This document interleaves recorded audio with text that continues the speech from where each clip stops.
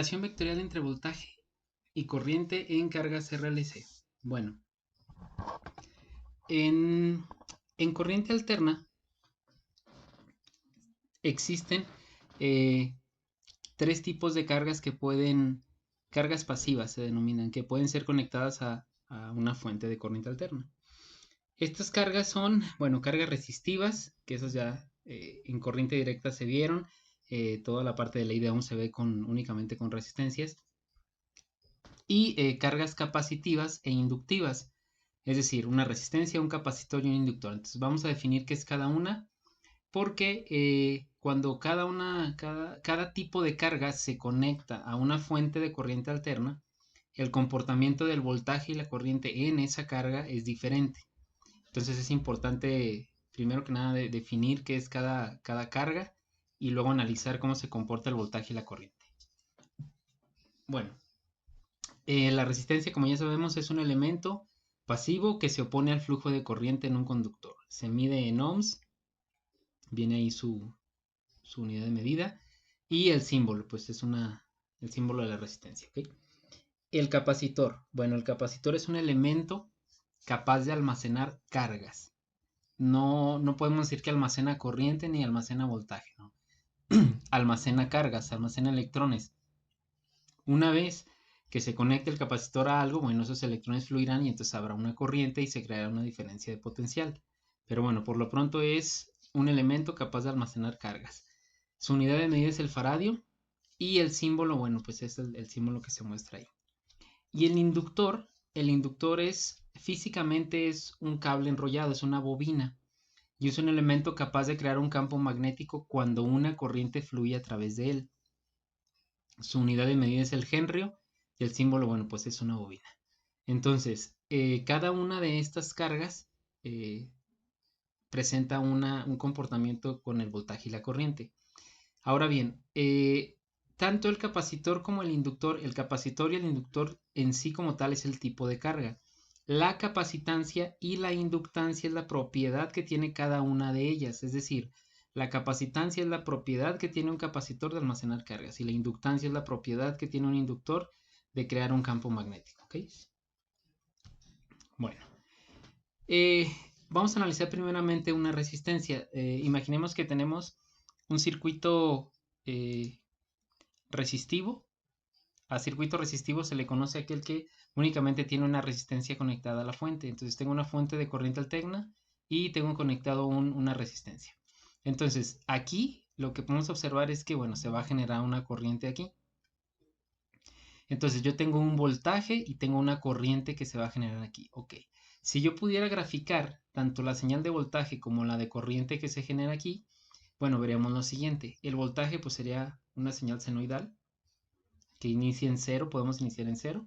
Y la corriente también sería una señal senoidal. ¿Por qué? Porque es provocada por una fuente senoidal. Nada más que con una amplitud menor. ¿Por qué? Bueno, pues depende del valor de la resistencia. Por ley de Ohm, corriente igual a voltaje entre resistencia. Dependiendo del valor de la resistencia, pues será el valor de la corriente. Y en una resistencia, bueno, la corriente inicia donde mismo que el voltaje. De manera que si yo traslapo estas dos señales, pues vería esto. Tengo mi señal azul de voltaje y tengo mi señal roja o naranja de corriente que inicia donde mismo. Entonces, los cruces por cero se dan en los mismos puntos donde la señal de voltaje cruza por cero. 0, 180 grados, 360. Y los puntos máximos serían en 90 y en 270, como ya lo hemos analizado.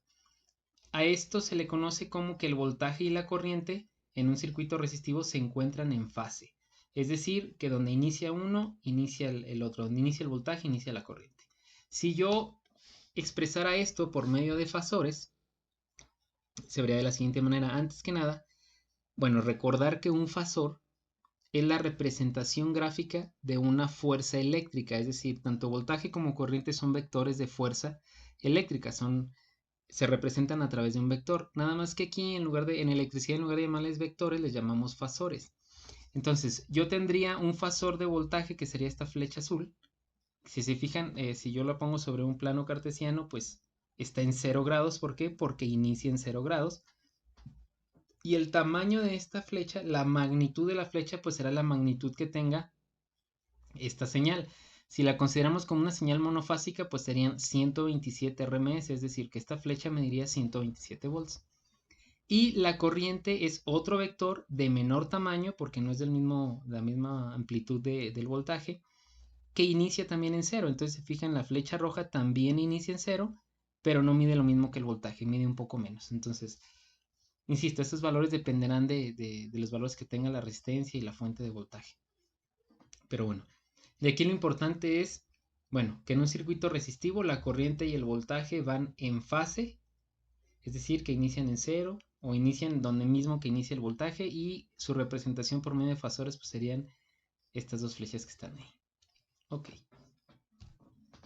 En un circuito capacitivo, bueno, pues la cuestión cambia y tendremos que analizar lo siguiente. Antes que nada, de igual manera yo tengo un capacitor conectado a una fuente de corriente alterna y aquí se generaría una corriente. Bueno, ¿por qué se genera una corriente? Por lo siguiente. En un circuito resistivo, cuando la corriente pasa a través de esta resistencia, bueno, existe una oposición al flujo de la corriente por el simple hecho de que la resistencia esa es su función. Pero todo elemento ofrece cierta oposición al flujo de corriente. ¿Por qué? Porque cada elemento tiene cierta resistividad. Bueno, un capacitor también ofrece oposición al flujo de corriente. A esa oposición se le conoce como reactancia capacitiva y se representa por medio de una X y una C minúscula. Entonces, la reactancia capacitiva es la oposición al flujo de corriente en el capacitor. Dicho de una manera muy general, pudiéramos decir que es la resistencia que tiene el capacitor. No es correcto llamarle resistencia del capacitor porque tiene un nombre, es reactancia capacitiva. Entonces, la reactancia capacitiva es la oposición al flujo de corriente en el capacitor y se mide en ohms. Todo lo que sea oposición al flujo de corriente se mide en ohms. Ok. Esta reactancia capacitiva tiene una fórmula. Para poder determinarla, la fórmula es 1 entre 2pi. ¿Por qué 2pi? Porque es un ciclo completo. Yo lo analizo en corriente alterna, es un ciclo completo. Por la frecuencia que traiga la señal, 60 Hz, 50 Hz, depende. Y la capacitancia del capacitor, el valor en faradios de ese capacitor. Entonces, por medio de esta fórmula yo determino la reactancia capacitiva. Entonces, de tal manera que la corriente que circula en un capacitor va a ser igual al voltaje entre la reactancia capacitiva. Estamos entre la oposición al flujo de corriente en el capacitor. Ok.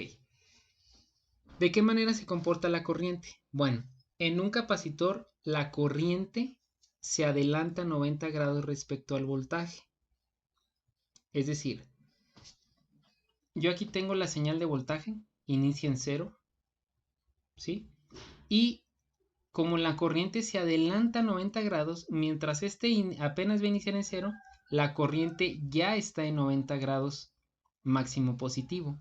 Entonces, mientras que el voltaje va a iniciar en cero, la corriente ya está o inició antes, si así lo queremos ver, y ya está en un valor de 90 grados. ¿Estamos? Entonces, aquí son 90 grados, termina el semiciclo y sigue el semiciclo negativo. Entonces, aquí podemos ver que tanto voltaje como corriente están desfasados, es decir, no inician, no se encuentran en fase, no inicia uno cuando inicia el otro, sino que la corriente inicia 90 grados antes que el voltaje, ¿ok? Entonces, si yo traslapo estas dos imágenes, estas dos señales, pues tendré lo que está aquí. Mientras el voltaje está en cero, la corriente ya está en 90 grados y, bueno, se comporta de esa manera. Entonces, ¿esto por qué es importante? Bueno, si nosotros regresamos a la resistencia, podemos observar que estas dos señales, yo tengo voltaje y tengo corriente, lo cual significa que voltaje por corriente es potencia. Si yo les preguntara dónde son los puntos máximos de potencia, pues sería en 90 grados, ¿estamos de acuerdo? ¿Por qué? Porque tengo el máximo voltaje, la máxima corriente y aquí tendría la máxima potencia. ¿Dónde no hay potencia? Bueno, pues en 0, 180, 360. ¿Estamos? Pero en el caso del capacitor, la máxima potencia no es en 90 grados. ¿Por qué? porque yo aquí tengo 0 de corriente, ¿sí? ¿Dónde son los puntos donde hay 0? Bueno, tampoco, bueno, yo podría decir que 0 hay aquí porque el voltaje sería 0, la corriente el máximo. Entonces, mientras yo tengo la corriente máxima, tengo un voltaje en 0, no habría potencia. Lo cual significa pues que la potencia máxima que entrega ese circuito es aquí, es donde se cruzan las señales. Que no es el voltaje máximo, tampoco es la corriente máxima, es un valor que se encuentra aquí, ¿estamos de acuerdo? Entonces, ya cambia la potencia y la manera en la que trabaja el voltaje y la corriente en un capacitor. Entonces, retomando, bueno, la corriente se adelanta 90 grados respecto al voltaje en un capacitor. Si yo lo represento en un fasor, bueno, pondría lo que es el fasor de voltaje, es decir, la flecha de voltaje en 0, ¿sí? Y a 90 grados adelantado, recordemos que los ángulos giran en contra de las manecillas del reloj, a 90 grados tendría yo la corriente, ¿estamos de acuerdo? Es decir, un vector más pequeño, pero a 90 grados. Entonces, en la resistencia van en fase, en el capacitor van desfasados y la corriente se adelanta a 90 grados, ¿ok?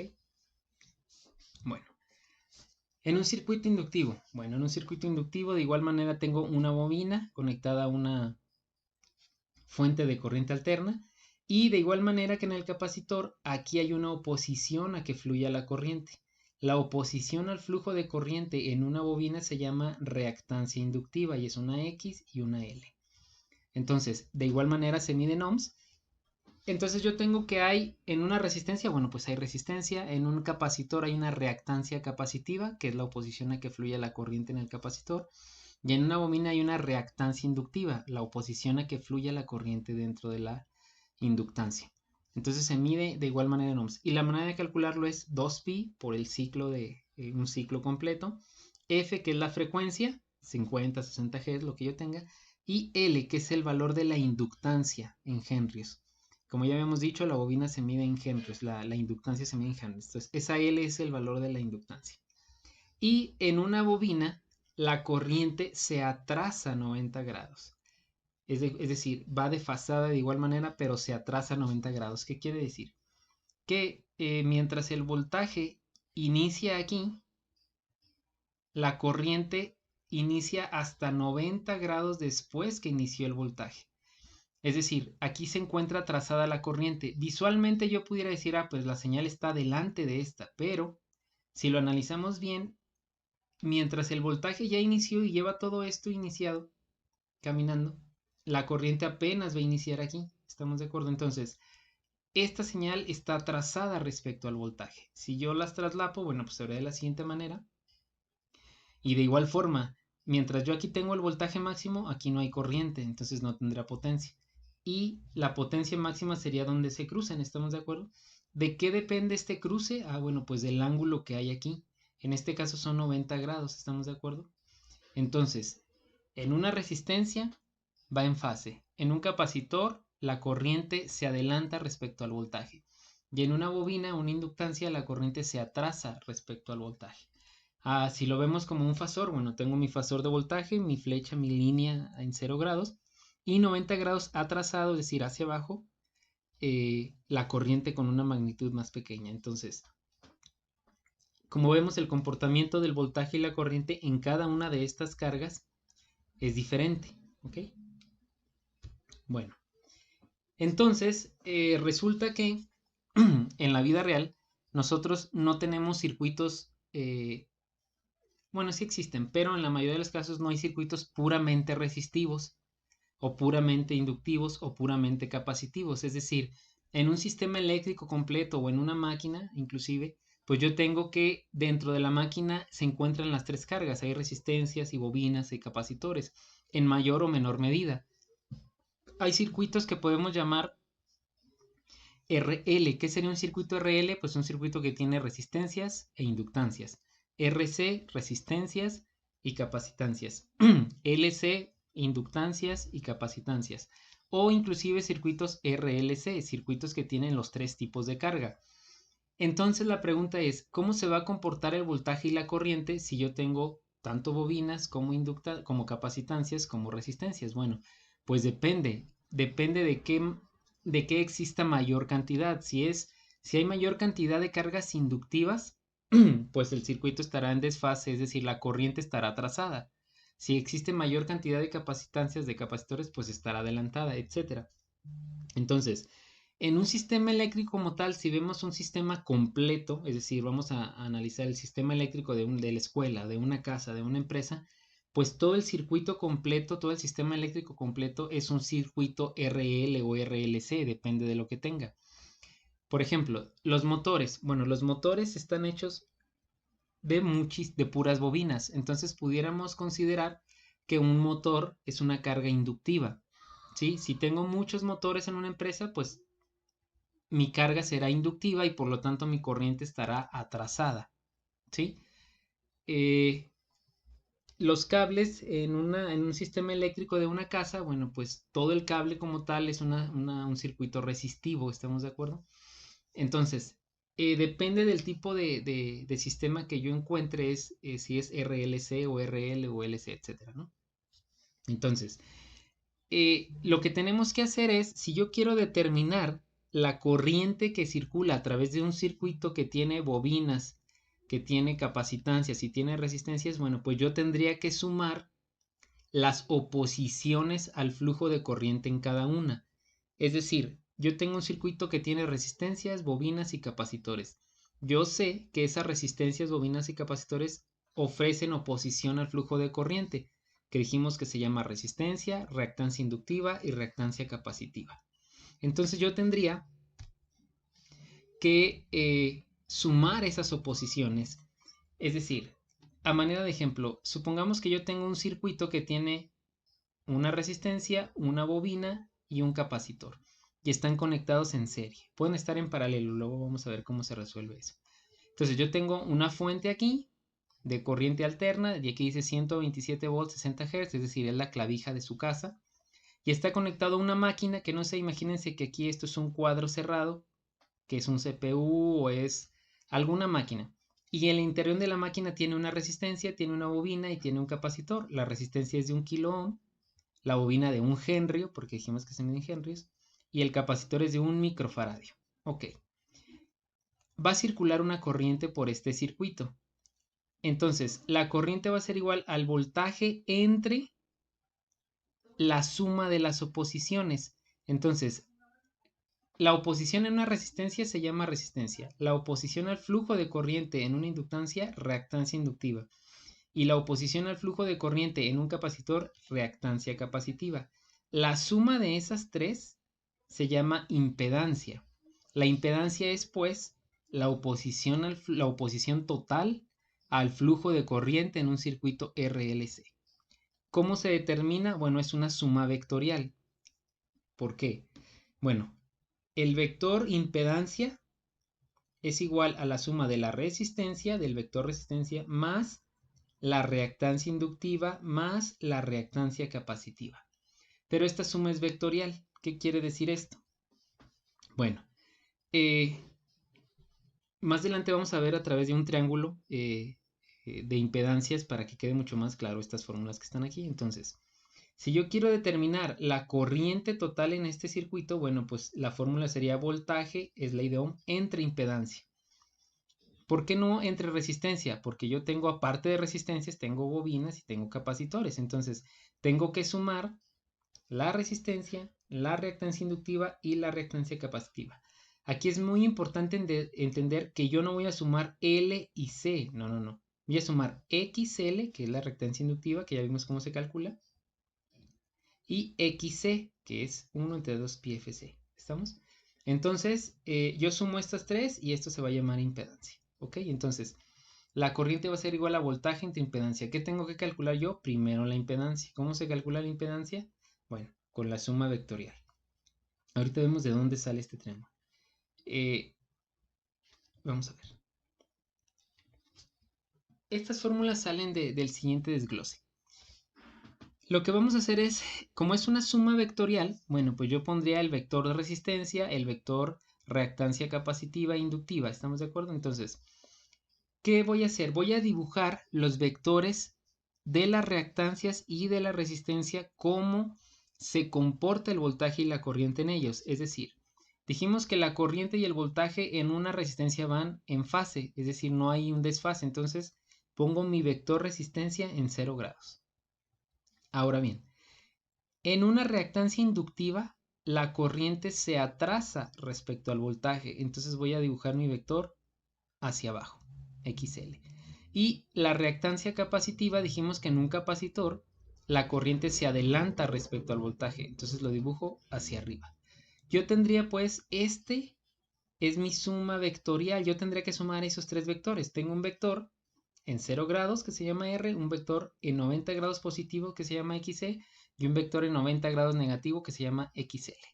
Bueno, si recordamos cómo se suman los vectores, recordemos que la suma algebraica de vectores, es decir, yo puedo sumar o restar directamente dos vectores siempre y cuando tengan el mismo ángulo. Entonces, este ángulo es de 90 grados y este también, lo que cambia es el sentido. ¿Cómo sé si se suman o se restan? Bueno, como uno va hacia arriba y uno hacia abajo, se restan. Entonces, de estos tres, XC y XL yo los puedo restar. ¿Sí? Entonces voy a restar XL menos XC. El orden no importa, pero desde ahorita les digo, es preferible colocar primero XL porque en la mayoría de los casos yo tengo mayor número de cargas inductivas en un circuito. Entonces para que me quede un valor positivo y poder trabajar con él. Si lo ponen al revés no pasa nada, simplemente vamos a tener en cuenta que si es negativo, bueno, pues sería un valor capacitivo el que yo tengo en mi circuito. Entonces, a la resta de XC menos XL le vamos a llamar X. La X significa reactancia, así nada más. Esta es reactancia inductiva, reactancia capacitiva, reactancia. Entonces, cuando yo resto estos dos, me va a quedar un solo vector que se va a llamar X. Vamos a suponer que queda hacia abajo, puede quedar hacia arriba, depende del circuito. Entonces yo tengo R y tendré un nuevo vector que se llama X, que esta X salió de restar XL menos XC. Entonces yo tengo un vector así y un vector así. Y entonces recordemos que para resolver esta suma de este vector hacia allá y hacia allá, yo lo que puedo hacer es unir estos dos puntos que están aquí y esta sería mi resultante. Esta resultante es la impedancia. Entonces si recordamos Pitágoras, es que z cuadrada es igual a r cuadrada más x cuadrada, es decir, la hipotenusa es igual al cuadrado es igual a la suma de los catetos al cuadrado. Entonces, de este triángulo rectángulo, yo despejo z, que será igual a la raíz cuadrada de r cuadrada más x cuadrada. Esta es la fórmula para determinar la impedancia. Entonces, ¿de dónde saco r? Pues es el valor que venga en la resistencia. X la voy a sacar de restar xl menos xc. ¿Cómo calculo XL? 2πfL, XC 1 entre 2πfC. Entonces, yo tengo ya con esto el valor de la impedancia. ¿Para qué quiero el valor de la impedancia? Para poder calcular la corriente. Corriente es igual a voltaje entre impedancia. Entonces, de esta manera se determina la fórmula de impedancia. ¿Sí? Ahora bien, dijimos, si en un circuito tengo R, tengo L y tengo C, ¿cómo va a quedar la corriente respecto al voltaje? ¿Adelantada, trazada o en fase? Bueno, va a quedar con determinado ángulo. Para determinar ese ángulo es este ángulo que se encuentra aquí. Es el ángulo que va a haber entre la impedancia y la resistencia. Y ese ángulo se calcula de la siguiente manera. El ángulo θ va a ser igual, si recordamos este ángulo que está aquí a través de las funciones trigonométricas, bueno, puede ser con la hipotenusa o con los catetos. En este caso normalmente se trabaja con los catetos porque son los valores que ya voy a tener. Entonces, la tangente va a ser igual al cateto opuesto entre el cateto adyacente, que si yo lo pongo con las letras que tengo aquí, el cateto opuesto es X y el adyacente es R. Entonces, el ángulo va a ser igual a la tangente inversa de X entre R. El ángulo que me dé aquí, no sé, que me dé 50 grados, significa que la corriente está desfasada 50 grados respecto al voltaje. ¿Sí? Ok. Hasta ahí, bueno, sería la primera parte para poder determinar impedancias, corrientes y el ángulo que va a haber entre voltaje y corriente. Bueno, esta parte que está aquí es importante porque en algún momento nos puede facilitar el trabajo. Todo esto se puede representar a través de los números complejos. Entonces vamos a recordar un poquito de esta parte de los números complejos. Bueno, la idea es poder representar una impedancia por medio de un número complejo y trabajar con los números complejos. Entonces, recordando esta cuestión de los números complejos, bueno, definimos lo siguiente. Un número complejo es aquel que está formado por un número real y un número imaginario. Entonces, el número real en este caso es el 3 y el imaginario ya sabemos que se representa con una I o una J. En este caso usamos la J porque en electricidad la I pues significa corriente. Entonces, vamos a suponer que tengo el número complejo A, que es igual a 3 más 2J. Este número complejo yo lo puedo representar en un plano complejo. El plano complejo es algo como el plano cartesiano, pero se llama plano complejo porque en el eje de las X van a estar los números reales y en el eje de las Y los números complejos, los números imaginarios, perdón. Entonces, el número 3 más 2J, bueno, serían 3 en la parte real, 2 en la parte imaginaria. ¿Por qué hacia arriba? Porque es más 2J. Si fuera menos 2J, bueno, pues sería hacia abajo. Entonces tengo 3 y 2J. Y A sería el vector que se forma desde el origen hasta la intersección de los dos puntos, del 3 y del 2J. ¿Ok?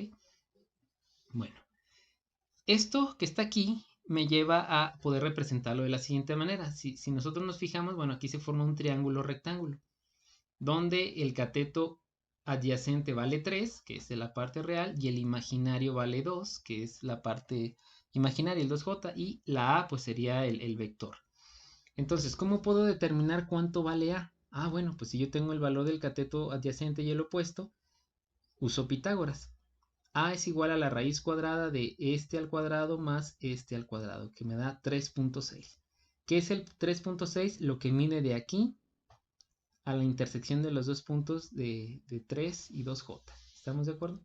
Y este ángulo, si yo quiero saber el ángulo que hay desde la hipotenusa hasta el cateto adyacente, pues sería igual, tangente a la menos 1 del cateto opuesto 2 entre el adyacente 3 y me da 33.69. Esto significa que esta flecha que está aquí mide 3.6 y que el ángulo que hay de aquí hasta el origen es 33.69. Entonces yo puedo escribir el número complejo A como 3 más 2J o lo puedo escribir como 3.6 ángulo de 33.69. ¿Qué significa esto? Que esta flecha vale 3.6 y que el ángulo de aquí es 33.69. Esta forma de aquí y esta forma de aquí, los dos representan al número complejo A. Solo que esta forma de escribirlo se le llama forma rectangular y a esta forma de escribirlo forma polar. Entonces, ¿esto de qué nos puede ayudar? Bueno, cuando nosotros trabajemos con impedancias, si yo aquí me fijo, este valor que está aquí abajo sería el número real, es decir, la resistencia. Y este número que está aquí sería X, la reactancia. Y el número que está aquí, Z, la impedancia. Entonces, nosotros podemos representar una impedancia a través de un número complejo de las dos formas, rectangular y polar, de tal forma que cuando yo tengo que Z es igual a 3 más JX, R es el número real y JX será el número imaginario. Y también lo puedo representar de forma polar, es decir, hago estas operaciones que están aquí, saco el valor de Z y el ángulo que tiene Z, y entonces sería de forma polar, de tal manera que yo tengo que Z es igual a la magnitud de la impedancia y el ángulo que tenga esa impedancia. ¿Estamos? ¿Por qué es importante saber esto? Porque en números complejos las operaciones se facilitan de forma rectangular o de forma polar, de tal manera que las sumas y restas se hacen en forma rectangular y las multiplicaciones y divisiones en forma polar. Es decir, en sumas y restas yo os voy a sumar real con real, imaginario con imaginario. En restas igual, real menos real, imaginario menos imaginario. Y en divisiones y multiplicaciones es mejor trabajar así. De tal forma que yo puedo convertir mi impedancia de forma polar y entonces puedo hacer una multiplicación y una división. Cuando hacemos una división, si yo divido esta Z entre Z con otro ángulo, las magnitudes se dividen y los ángulos se restan. Cuando yo multiplico esta Z por otra Z con otro ángulo, las magnitudes se multiplican y los ángulos se suman. Eso me va a facilitar mucho las operaciones con números, con impedancias a través de números complejos.